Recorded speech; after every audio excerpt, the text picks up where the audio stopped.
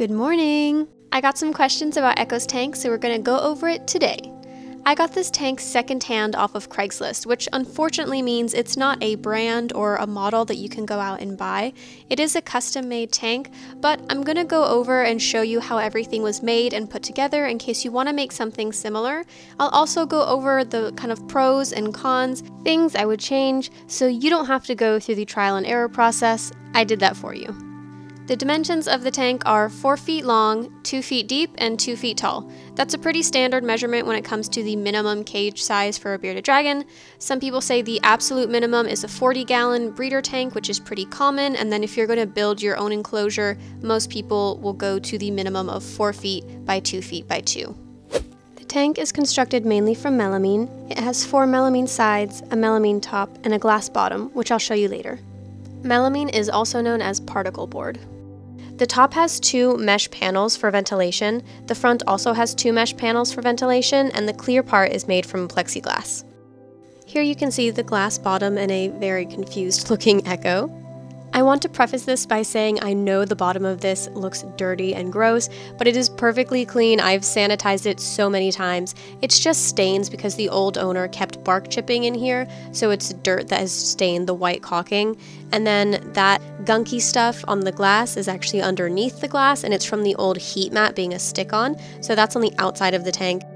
As for the actual construction of the tank, the glass is actually slotted inside all 4 sides, so it's likely that they made a groove and then either slid the glass in from the front and then attached the front, or they just built the tank around the glass, slotting it into each side. Now let's talk about this weird wood down the middle. The wood is here in order to support the glass because it is a big piece of glass, which is fine if you're using a loose substrate, but I used tiles, so it presented a problem. The wood is screwed into the melamine on the back and the front, and then sealed to the glass by caulking. In order to level out the bottom and get over the wood problem plus all the stains, I just used some leftover 1/2-inch pieces of styrofoam, and they didn't have to be solid just as long as I had enough to support what I was going to put on top of the styrofoam. Next, I needed something stiff and water resistant, so I used some cheap whiteboard. This leveled out the bottom, and just in case any feces ever slipped down from the top from the tiles, it would be a really easy cleanup. Tiles were next, and I got these at Lowe's. These are 2 foot by 1 foot tiles, and the last one is cut in order to make it fit into the tank a little better. I don't recommend a glass bottom. It makes the tank way too fragile, and you can still use a heat mat with a melamine bottom. You just put the heat mat on the inside and control it with a rheostat or a thermostat. This tank only opens from the front folds down on a piano hinge. This is definitely an area in which I would change. It's kind of a pain in the butt having the door in your way every time you're trying to reach in there to get something. So I would either make the door fully removable, do sliding doors, or make an option so that way the top can hinge open as well. Moving on to the top, these are the 2 mesh panels that were added for ventilation. And here we have the screws on top that are holding everything together. They're done with countersink screws, so that way they are flush. Actually, they're a little indented into the surface. In order to make the mesh panels look a little nicer, I took some balsa wood, painted it white, and cut it at an angle to make little window frames for the top mesh panels, and the same with the front.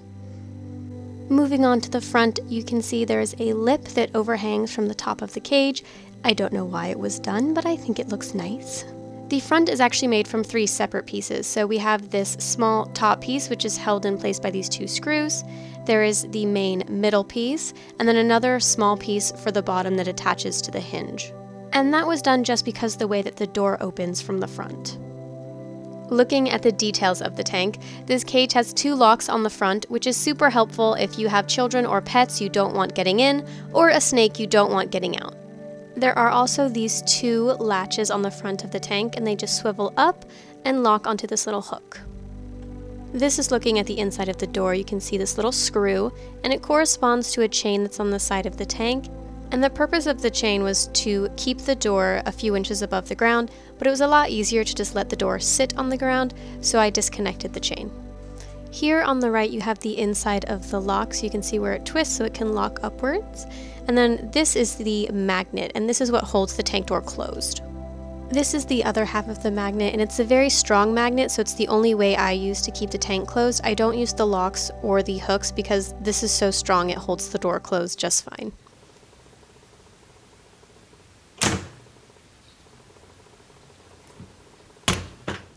Looking at how the mesh panels were done, there is a cutout in the melamine, then they made a wooden frame, stapled the mesh to the wooden frame, slid it into place, and sealed it with caulking. For the plexiglass window, they again did a cutout, and then they also added a little groove to the back of the cutout for the plexiglass to sit on, so that way it didn't just slip all the way through to the front. And again, everything is sealed with caulking. It's definitely not the prettiest on the inside, but it looks nice from the outside, and that is all that matters, right?